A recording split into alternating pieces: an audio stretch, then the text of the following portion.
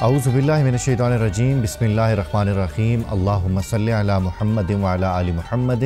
کما صلیت علی ابراہیم وعلی آل ابراہیم انک حمید مجید اللہم بارک علی محمد وعلی آل محمد کما بارکت علی ابراہیم وعلی آل ابراہیم انک حمید مجید۔ پاکستان اور دنیا بھر میں کیپٹل ٹی وی کے ناظرین کے لیے آج ایک دفعہ پھر رمضان المبارک کی خصوصی ٹرانسمیشن رحمت رمضان کے ساتھ میں ہوں نوید بلاول۔ ناظرین، اللہ رب العزت قرآن مقدس میں فرماتے ہیں قل اللہم مالک الملک تؤتی الملک من تشاء وتنزع الملک ممن تشاء وتعز من تشاء وتذل من تشاء بیدک الخیر انک علی کل شیء قدیر۔ شاعر مشرق ڈاکٹر علامہ محمد اقبال نے قرآن مقدس کی اس آیت کریمی کا ترجمہ کیا، اللہ تو چاہے تو شاہوں کو گدا کر دے، گدا کو بادشاہ کر دے، اشارہ تیرا کافی ہے بڑھانے اور گھٹانے میں، کسی کو تاج سلطانی کسی کو بھیک در در دے، میرے مولا تیری مرضی جسے چاہے جدھر کر دے۔ علامہ فتح محمد علوی صاحب اس وقت ہمارے ساتھ موجود ہیں، ان کے ساتھ قرآن مقدس کی اسی آیت کریمہ کی روشنی میں گفتگو کریں گے۔ علامہ صاحب، اللہ رب العزت فرماتے ہیں کہ عزتوں کے تاج پہنانے والا بھی میں اللہ کریم ہوں اور ذلتوں کے گڑھوں میں دھکیلنے والا بھی میں اللہ کریم ہوں۔ وضاحت کیجیے گا اس قرآن مقدس کی آیت۔ بسم اللہ الرحمن الرحیم، اللہم صلی علی سیدنا و مولانا محمد و علی آل سیدنا و مولانا محمد نبی الرحمہ۔ سب سے پہلے میں آپ کا اور کیپٹل ٹی وی کا شکر گزار ہوں کہ آپ کی وساطت سے میں اپنے ناظرین سے اور سامعین سے ہم کلام ہونے کی جسارت کر رہا ہوں۔ یقیناً آپ نے خوبصورت موضوع کا آج کی نشست میں انتخاب کیا، عزت اور ذلت۔ ابھی آپ نے قرآن مجید کی جس آیہ کریمہ کو پڑھا، اسی آیہ کریمہ کو لے کر ہم آگے بڑھتے ہیں۔ ارشاد قدرت ہوتا ہے قل اللہم مالک الملک تؤتی الملک من تشاء وتنزع الملک ممن تشاء وتعز من تشاء وتذل من تشاء بیدک الخیر انک علی کل شیء قدیر۔ یاد رکھیے کہ اللہ تبارک و تعالیٰ کے جو ہزاروں اسماء گرامی ہیں، ان میں اللہ تبارک و تعالیٰ کے دو نام، ایک معز ہے اور ایک مذل ہے۔ معز وہ ہوتا ہے جو عزت دینے والا ہو، اور مذل وہ ہے کہ جو اس کی نہ مانے اور اسے ذلت کا شکار کر دے۔ یہ اللہ رب العالمین کے دو اوصاف ہیں، دو اس کی صفات ہیں جو قرآن مجید کے اندر بار بار بیان ہوئی ہیں۔ ارشاد باری تعالیٰ ہوتا ہے وَتُعِزُّ مَن تَشَاءُ وَتُذِلُّ مَن تَشَاءُ، وہ اللہ جس کو چاہتا ہے اسے عزت سے نوازتا ہے، وہ جسے چاہتا ہے اسے ذلت سے نوازتا ہے۔ ہم اگر قرآنیات کا مطالعہ کریں تو سورہ منافقون کے اندر اللہ تبارک و تعالی ایک منافق کا قول نقل کرتا ہے کہ اس نے کہا تھا کہ اگر ذلت والے مدینے میں داخل ہوں گے تو عزت والے ان کو مدینے سے نکال دیں گے، یعنی یہ اس کا اشارہ رسول اللہ صلی اللہ علیہ وسلم اور حضور کی جماعت کی طرف تھا۔ صحیح۔ اور عبداللہ بن ابی نے یہ کہا تھا کہ جو عزت والے، یعنی عزت کا معیار اس نے یہ سمجھا تھا کہ شاید بہت بڑی پاک عزت کا معیار ہے، بہت بڑی جائیداد عزت کا معیار ہے، اچھا لباس عزت کا معیار ہے، بہت بڑی پراپرٹی عزت کا معیار ہے جو اس وقت اس کے پاس تھی، اور وہ حضور علیہ السلام اور حضور کے صحابہ کو ایک فقیر تصور کرتے تھے۔ تو انہوں نے یہ کہا تھا کہ جس ذلت والے مدینے میں داخل ہوں گے تو عزت والے انہیں مدینے سے نکال دیں گے۔ اللہ رب العالمین نے سورہ منافقون کے اندر اس کا جواب دیا کہ یہ فیصلہ تو اس وقت ہوگا جب میرا حبیب صلی اللہ علیہ وسلم مدینے میں داخل ہوں گے، تو پھر اس وقت یہ معیار قائم کیا جائے گا کہ عزت والا کون ہے اور ذلت والا کون ہے۔ جب عبداللہ بن ابی کے بیٹے نے یہ کہا تھا کہ آج عزت والے ذلت والوں کو مدینے سے نکال دیں گے اور انہیں مدینے میں بلکہ داخل ہی نہیں ہونے دیں گے، تو عبداللہ بن ابی کا بیٹا جو نبی پاک صلی اللہ علیہ وسلم کا مخلص غلام تھا، وہ تلوار لہرا کر میدان میں کھڑا ہو گیا اور اس نے نبی کریم صلی اللہ علیہ وسلم کا دفاع کرتے ہوئے، یعنی یہ سب کچھ قدرت کی طرف سے تھا، وَتُعِزُّ مَن تَشَاءُ وَتُذِلُّ مَن تَشَاءُ، وہ جس کو چاہتا ہے اسے عزت دیتا ہے، جسے چاہتا ہے اسے ذلیل کر دیتا ہے۔ اب اس کے گھر سے ایک بندہ کھڑا ہوتا ہے جو نبی کریم صلی اللہ علیہ وسلم کی غلامی میں ساری دنیا کی عزتیں حاصل کر چکا تھا، صحیح، اور تمام تر رذائل اور تمام تر جو کمزوریاں تھیں وہ حضور کی نسبت کی وجہ سے اس سے ختم ہو چکی تھی۔ وہ تلوار سامنے لے کر کھڑا ہوا اور اس نے اپنے باپ کو کہا کہ میں اس وقت تک یہ تلوار کو اپنی میان کے اندر داخل نہیں کروں گا جب تک آپ یہ نہ کہیں کہ میں ذلت والا ہوں اور اللہ کے رسول اور اللہ کے رسول کی جماعت عزت والی جماعت ہے۔ تو قرآن پاک نے بھی ہمیں یہی معیار دیا کہ وَتُعِزُّ مَن تَشَاءُ وَتُذِلُّ مَن تَشَاءُ، کہ عزت اس کے ہاتھ میں ہے۔ اب دیکھیں نبی کریم صلی اللہ علیہ وبارک وسلم کی ولادت با سعادت سے پہلے ہم ایک عزت اور ذلت کا معیار بھی دیکھتے ہیں کہ جب ابرہہ نے یمن سے آ کے کعبۃ اللہ کو گرانا چاہا تو اللہ تبارک و تعالی نے وہاں پہ بھی ایک معیار دیا کہ اتنا طاقتور جو کئی ہاتھیوں کے ساتھ کئی لاکھ فوجوں کے ساتھ اللہ کا گھر گرانے کی غرض و غایت لے کر آیا تھا، اللہ تعالیٰ نے اس کا مقابلہ ابابیلوں کے ذریعے کیا اور یہ عزت کا تاج ابابیلوں کے سر پہ رکھا، اور ایسا ابابیلوں کے سر پہ رکھا کہ قیامت تک قرآن ان کے نام کی مالا جپ رہا ہے۔ الم تر کیف فعل ربک باصحاب الفیل الم یجعل کیدہم فی تضلیل وارسل علیہم طیرا ابابیل ترمیہم بحجارۃ من سجیل فجعلہم کعصف مأکول۔ ایک علامہ ضمیری نے حیات الحیوان کے اندر ایک بات لکھی کہ جب لشکر سلیمانی وادی نمل میں اترا اور حضرت سلیمان علیہ السلام نے لاکھوں کروڑوں چمٹیوں میں سے اس چمٹی کو اٹھایا جس نے کہا تھا کہ یا ایھا النمل ادخلوا مساکنکم لا یحطمنکم سلیمان وجنودہ وہم لا یشعرون، کہ چمٹیوں اپنے اپنی سوراخوں میں داخل ہو جاؤ، کہیں بے پرواہی میں لشکر سلیمانی آپ کو کچل نہ دے۔ تو حضرت سلیمان علیہ السلام نے لاکھوں کروڑوں چمٹیوں میں سے اس چمٹی کو اٹھایا اور اسے اپنے ہاتھ میں رکھا، تو اس سے پوچھا کہ آپ بہت مختصر سی مخلوق ہو، چھوٹی سی مخلوق ہو، لیکن بات بہت بڑی کر گئی ہو۔ اس نے کہا میں مختصر بھی ہوں اور چھوٹی بھی ہوں، لیکن اب چھوٹی نہیں ہوں اس لیے کہ اب عزت والے کے ہاتھ پر ہوں۔ صحیح۔ وَتُعِزُّ مَن تَشَاءُ وَتُذِلُّ مَن تَشَاءُ، اگر وہ عزت دینے پہ آتا ہے تو یہ اعزاز کبھی وہ چمٹیوں کے مقدر میں کر دیتا ہے، کبھی وہ ابابیلوں کے مقدر میں کر دیتا ہے۔ اور ہم نے دیکھا ہے کہ تاریخ کے آئینے میں، تاریخ کے دامن میں، کہ بڑے بڑے لوگ جو ہے جب انہوں نے اسلام کو، نبی کریم صلی اللہ علیہ وسلم کی غلامی کو قبول نہیں کیا تو اللہ تعالیٰ نے انہیں ذلیل کر دیا، اور وہ ایک مقام پر عزت والے تھے تو دوسرا سورج ان پر طلوع ہوا تو وہ معاشرے کے ذلیل ترین افراد تھے۔ اور وہ لوگ کہ کوئی حبشہ میں رہنے والے تھے، کوئی فارس میں رہنے والے تھے، کوئی روم میں رہنے والے تھے، کوئی بر صغیر کے رہنے والے تھے، وہ معاشرے کے اندر کمزور ترین افراد تھے، لیکن اللہ تبارک و تعالیٰ نے جب ان کے سر پر عزت کا اور تقوی کا اور عقیدت کا اور محبت کا تاج سجانا چاہا تو اللہ تبارک و تعالیٰ نے انہیں نبی کریم صلی اللہ علیہ وسلم کی غلامی سے آراستہ و پیراستہ کر دیا۔ یہ اب رمضان المبارک کا یہ بابرکت مہینہ جس کا آج ہم 10واں روزہ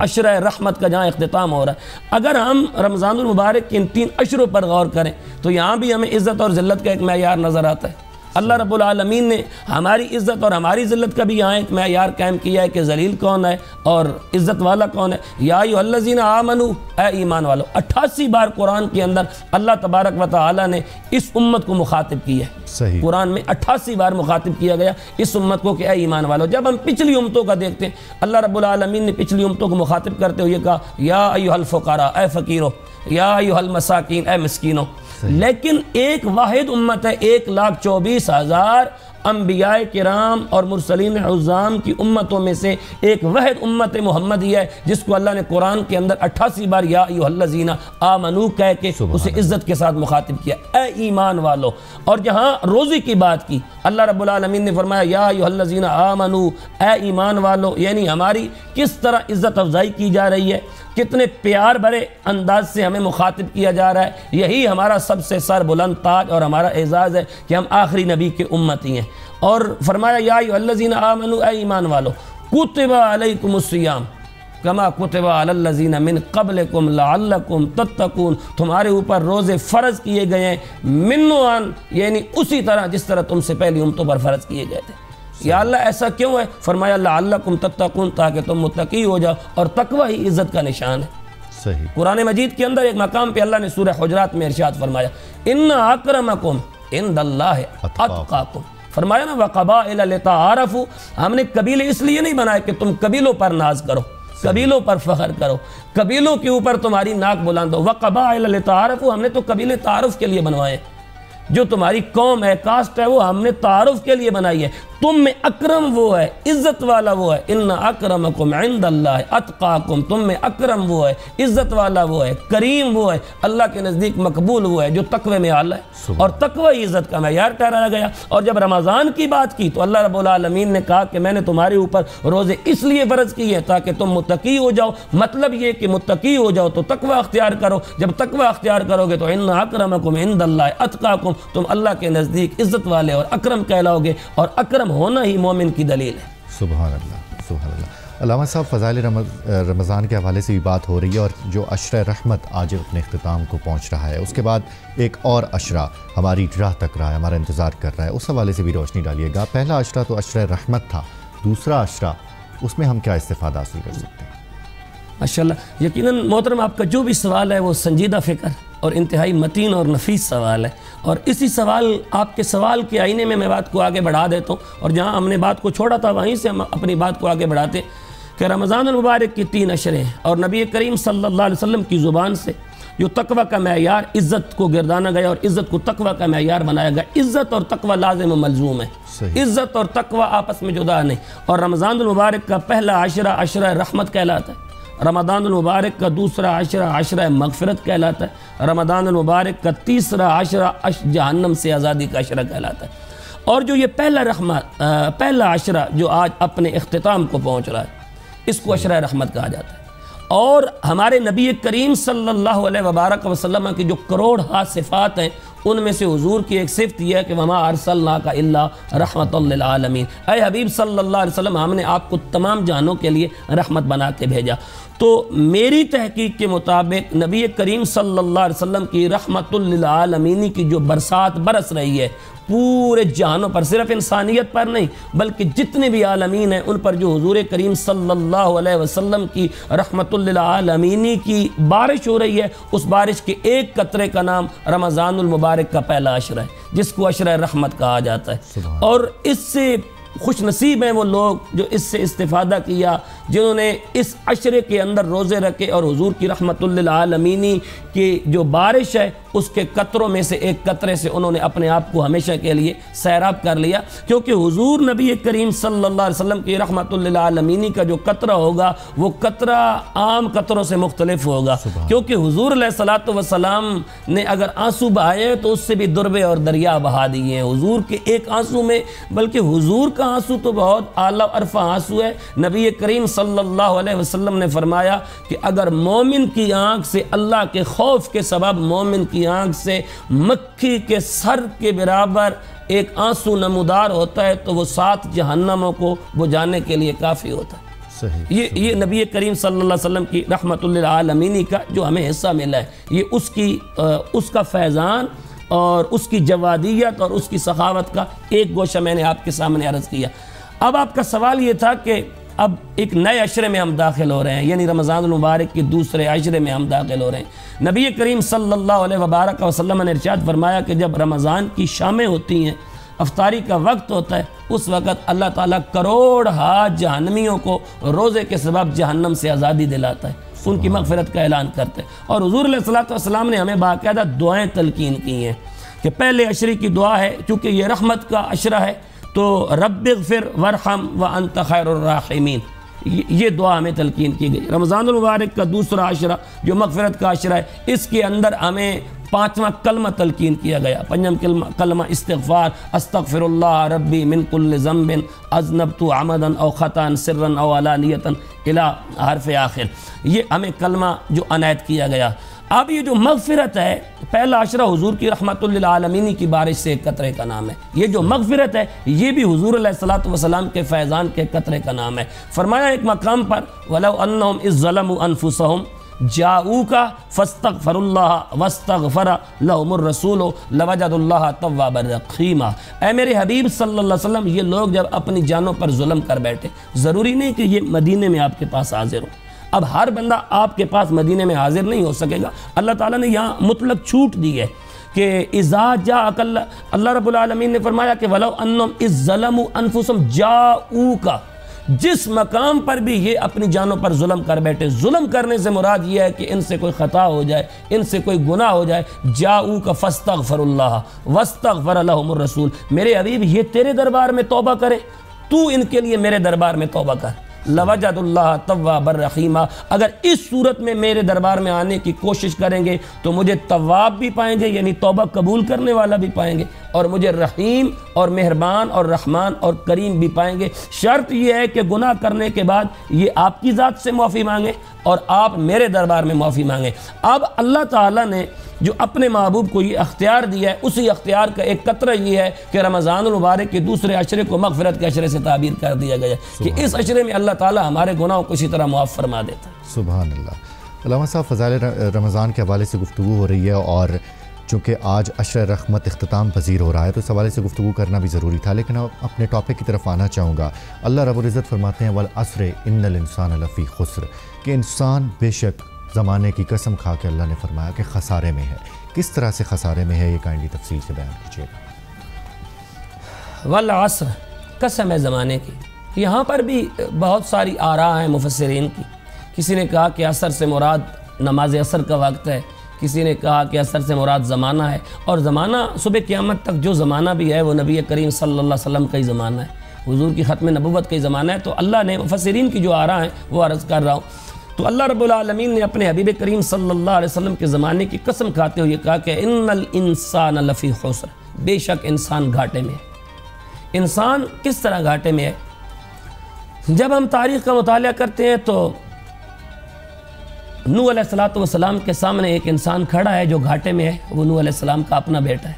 صحیح۔ موسیٰ علیہ السلام کے مقابلے میں ایک انسان کھڑا ہے جس کا نام فرعون تاریخ رقم کرتی ہے، وہ انسان گھاٹے میں ہے۔ ابراہیم علیہ السلام کے سامنے ایک انسان کھڑا ہے جسے نمرود کہا گیا، وہ انسان گھاٹے میں ہے۔ امام حسین کے مقابلے میں ایک انسان کھڑا ہے جسے یزید کے نام سے تعبیر کیا جاتا ہے، وہ انسان گھاٹے میں ہے۔ حضرت ابوبکر صدیق کے مقابلے میں ایک بندہ کھڑا ہے جس کا نام ابو جہل ہے، وہ انسان گھاٹے میں ہے۔ حضرت علی کے مقابلے میں ایک بندہ کھڑا ہے عبد الرحمن ملجم خارجی، وہ انسان گھاٹے میں ہے۔ اب یہ گھاٹے میں کیوں ہیں؟ اس لیے کہ انہوں نے ان کا مقابلہ کیا جن کو اللہ نے اپنی پہچان اور اپنی معرفت کا ذریعہ قرار دیا۔ فرمایا والعصر، قسم ہے زمانے کی، ان الانسان لفی خسر، بے شک انسان گھاٹے میں ہے۔ آگے فرمایا الا الذین آمنوا، گھاٹے سے کون بچ گیا، گھاٹے سے کون محفوظ رہا؟ الا الذین آمنوا، کوئی بھی گھاٹے سے محفوظ نہیں رہا، الا الذین آمنوا، مگر وہ لوگ کہ جنہوں نے ایمان کے ساتھ میرے آخری رسول کا دامن تھام لیا۔ صحیح۔ اور پھر یہاں اتنا ہی کافی نہیں ہے کہ الا الذین آمنوا، یہ دامن تھام لینے کے بعد وعملوا الصالحات، انہوں نے نیک عمل کیے، اور بات پھر وہاں پہ مڑ کے آ جاتی ہے کہ یا ایھا الذین آمنوا کتب علیکم الصیام کما کتب علی الذین من قبلکم لعلکم تتقون، کہ تمہارے اوپر یہ نیک عمل روزے کی صورت میں فرض اس لیے کیا گیا ہے کہ تم متقی ہو جاؤ، اور یہی نیک عمل ہے۔ الا الذین آمنوا وعملوا الصالحات، ایمان لائے، اس کے بعد نیک عمل کیے۔ پھر اتنا ہی کافی نہیں ہے کہ ایمان لائے اور نیک عمل کیے، پھر تیسرا معیار قائم کیا، فرمایا الا الذین آمنوا وعملوا الصالحات وتواصوا بالحق، پھر جب انہیں موقع ملا تو پھر انہوں نے لیت و لال سے کام نہیں لیا، پھر مصلحت کیشی اور مصلحت کوشی سے کام نہیں لیا، پھر جب بات آ گئی تو انہوں نے حق بات کا ساتھ دیا اور حق کے ساتھ کھڑے رہے۔ انہوں نے پھر یہ نہیں دیکھا کہ میرے سامنے کون کھڑا ہے، پھر انہوں نے یہ نہیں دیکھا کہ میرے ساتھ دینے والے کتنے افراد ہیں، اگرچہ ان کے ساتھ 72 افراد ہوں، 6 ماہ کا علی اصغر موجود ہو، لیکن بات حق کی آ جائے تو الا الذین آمنوا وعملوا الصالحات وتواصوا بالحق وتواصوا بالحق۔ رمضان کا مہینہ ہو، تپتا ہوا صحرا ہو، بدر کی سرزمین ہو، مقابلے میں ہزاروں موجود ہوں اور ادھر 313 ہوں، بات حق یہی ہے کہ ایمان کا تقاضا یہ ہے کہ الا الذین آمنوا وعملوا الصالحات وتواصوا بالحق، وہ بات بھی حق کرتے ہوں، پھر ان کی لاشوں پر گھوڑے دوڑائے جائیں گے، اور صبر بھی کرتے ہوں۔ ناظرین، فضائل رمضان کے حوالے سے گفتگو کا سلسلہ جاری ہے۔ جب بریک سے واپس آئیں گے تو علامہ صاحب سے ایک تلخ سوال کروں گا کہ کیا ہم رمضان المبارک کی برکتوں سے مکمل طور پر استفادہ حاصل کر رہے ہیں یا اپنا وقت برباد کر رہے ہیں اور ضائع کر رہے ہیں؟ کیونکہ ہم اکثر دیکھتے ہیں کہ بہت سارے لوگ عبادت کے ٹائم میں تو ٹی وی رمضان المبارک کی ٹرانسمیشن کے سامنے، ٹی وی سیٹس کے سامنے بیٹھے ہوئے ہوتے ہیں۔ جب بریک سے واپس آئیں گے تو علامہ صاحب سے پوچھیں گے۔ فی الحال شامل کرتے ایک بریک۔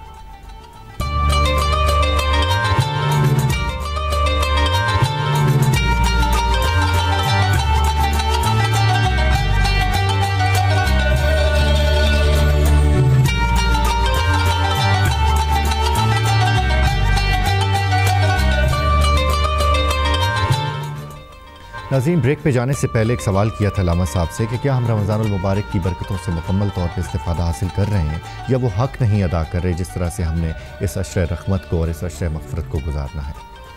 دیکھیں جی، ہم پھر قرآن مجید کی اسی آیت کو لیتے ہیں اور اسی کے اندر ہمارے سوال کا جواب موجود ہے۔ یا ایھا الذین آمنوا، اے ایمان والو، ہمارا پہلا منصب جو عزت کا منصب اللہ تعالیٰ نے جس سے ہمیں آگاہ کیا، یا ایھا الذین آمنوا، اے ایمان والو، کتب علیکم الصیام، تمہارے اوپر روزے فرض کیے گئے. اور یہ اللہ پاک نے فرمایا کتبہ، یہ بات میرے پاس لکھی ہوئی ہے صحیح کہ تمہارے اوپر روزے فرض کیے گئے. کما کتب علی الذین من قبلکم، بالکل منوان اسی طرح بے عینی ہی فرض کیے گئے ہیں جس طرح تم سے پہلی امتوں پر فرض کیے گئے تھے. اب اللہ تبارک و تعالی نے جو ہمیں مومنانہ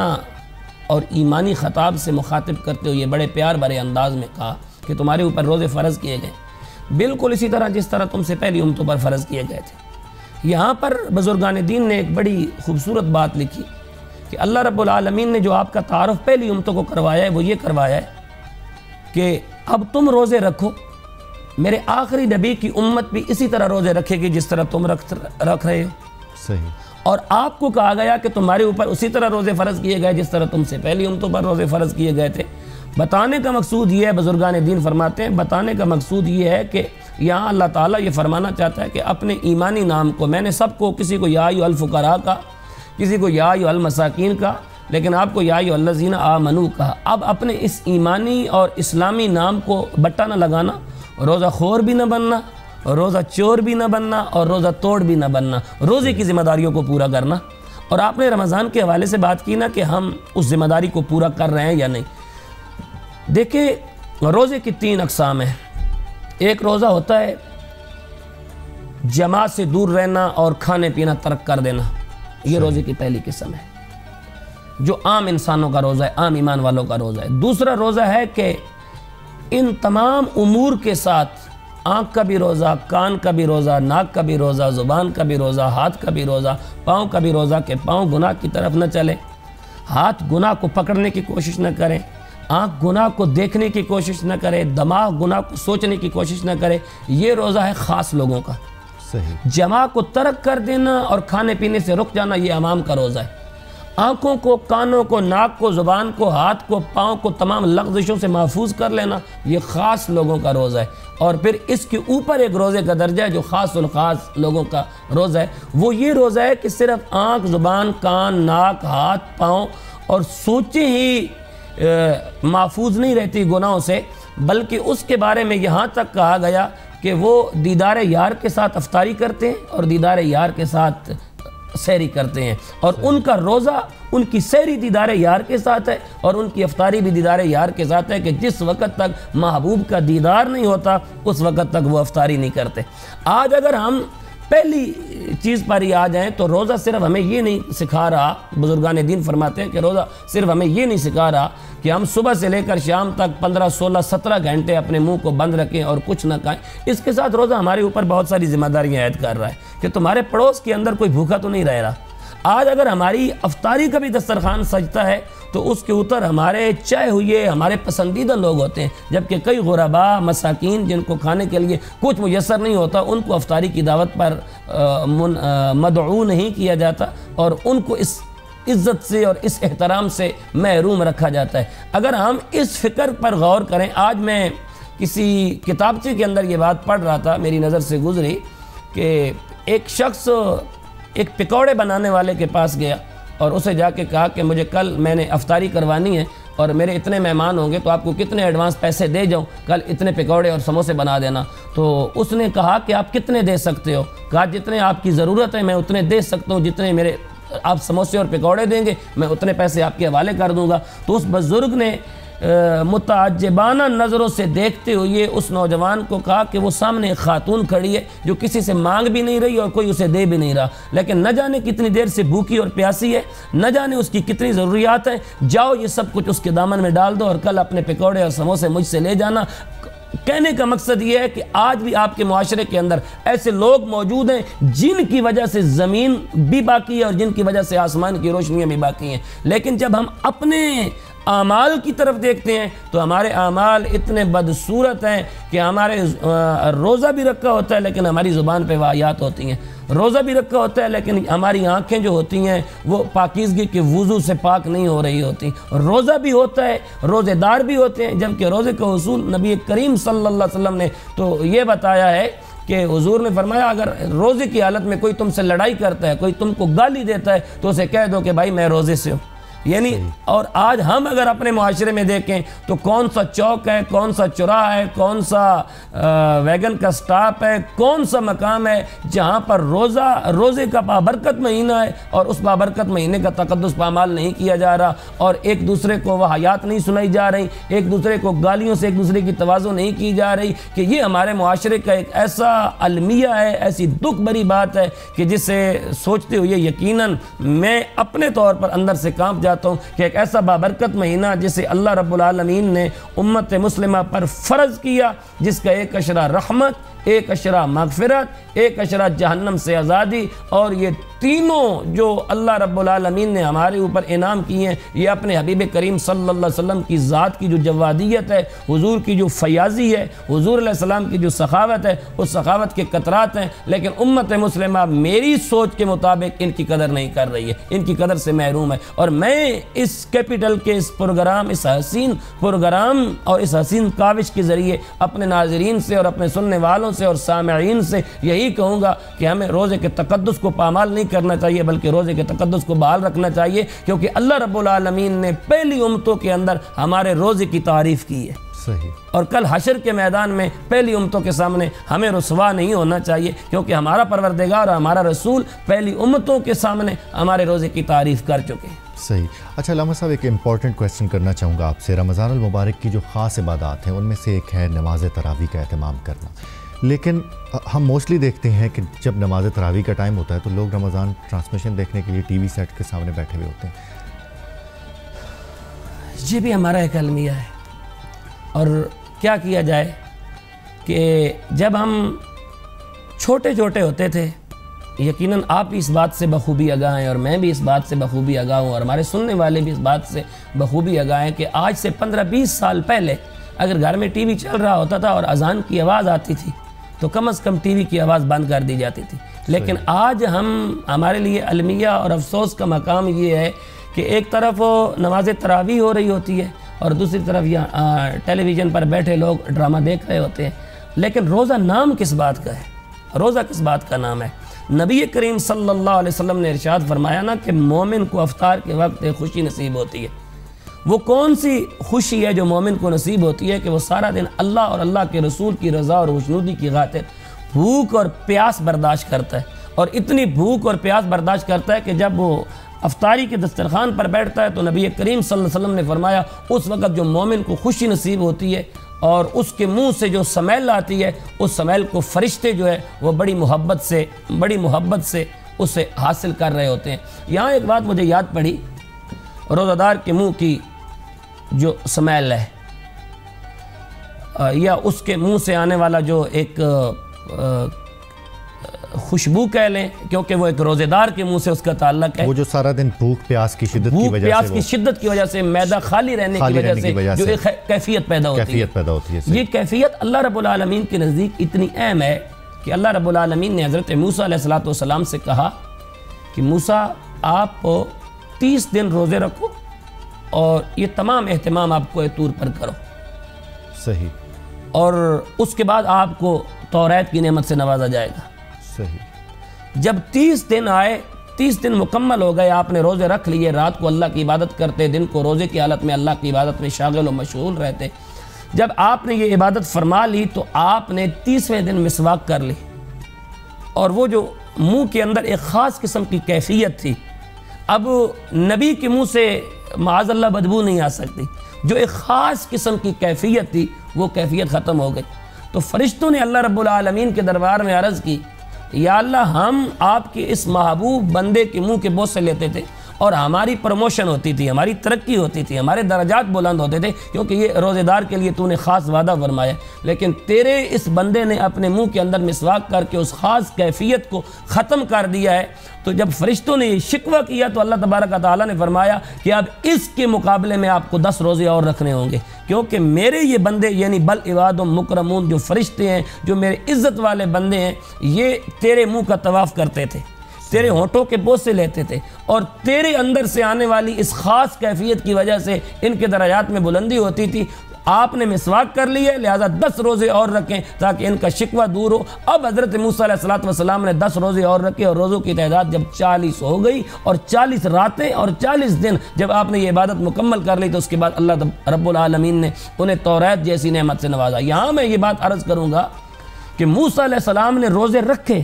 اور رکھنے کے بعد انہیں توریت ملی، اور ہم نے روزے بعد میں رکھے اور اللہ رب العالمین نے ہمیں قرآن کی صورت میں صحیفہ انقلاب اور صحیفہ ہدایت پہلے عطا فرمایا۔ صحیح۔ علامہ صاحب مختصراً میں چاہوں گا کہ نماز تراویح کی اہمیت کے بارے میں بھی بتا دیں۔